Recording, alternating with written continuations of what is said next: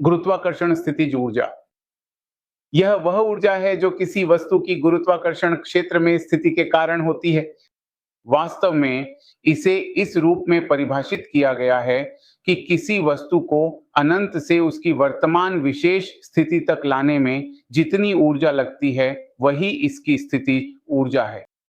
ये हमेशा नकारात्मक होती है क्योंकि गुरुत्वाकर्षण बल आकर्षणकारी होता है और जब वस्तु अनंत से आती है तो कोई कार्य करने की आवश्यकता नहीं होती, ये अपने आप ही प्राप्त हो जाती है।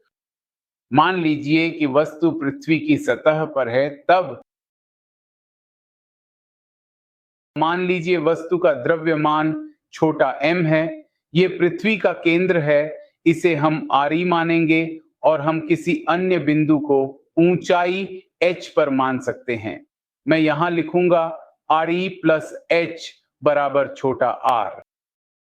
जब वस्तु यहां सतह पर किसी एक बिंदु P पर है तो इस बिंदु P पर उसकी स्थितिज ऊर्जा होगी GME-m-RE, जबकि इस दूसरे बिंदु Q पर उसकी स्थितिज ऊर्जा होगी GME-m-R, छोटे r पर, जो कि RE प्लस h के बराबर है।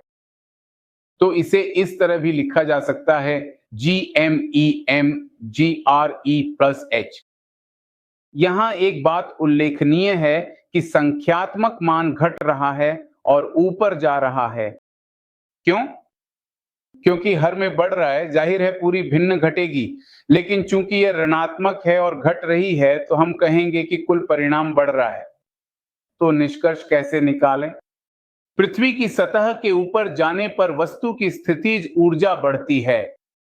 यदि आप दोनों का अंतर निकालते हैं, यानी स्थितिज ऊर्जा में होने वाला परिवर्तन, तो यह बिल्कुल बराबर होगा GME-m-RE के, RE प्लस h। आप बस गणना करें, आप u से u डैश घटाइए तो ये इतना होगा GME-m-h।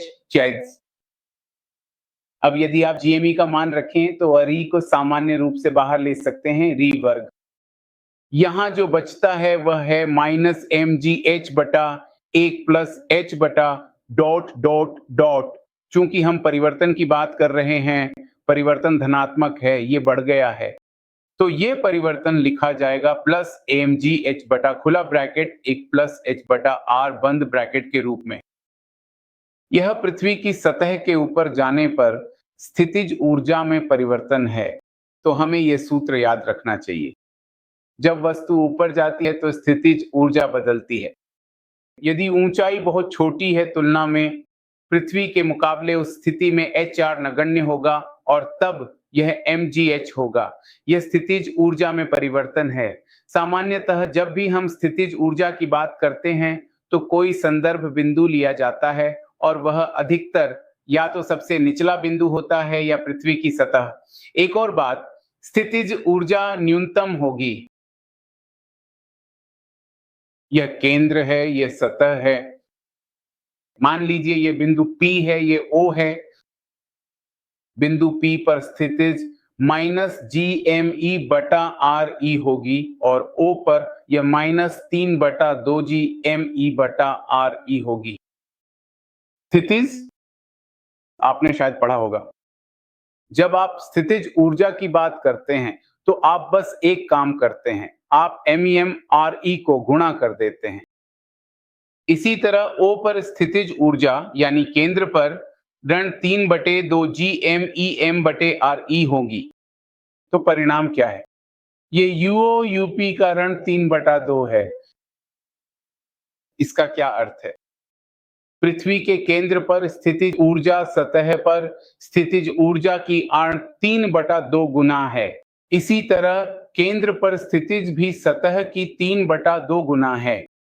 सतह पर स्थितिज चूंकि दोनों ओर आरण है, इसलिए इसे धनात्मक लिखा जाना चाहिए। तो इस बात को याद रखना चाहिए, पृथ्वी के केंद्र पर G शून्य होता है, जबकि सतह पर यह शून्य नहीं होता। पोटेंशियल या पोटेंशियल एनर्जी के लिए दोनों ही मान केंद्र पर कुछ निश्चित मान रखते हैं, ये शून्य नहीं होते हैं।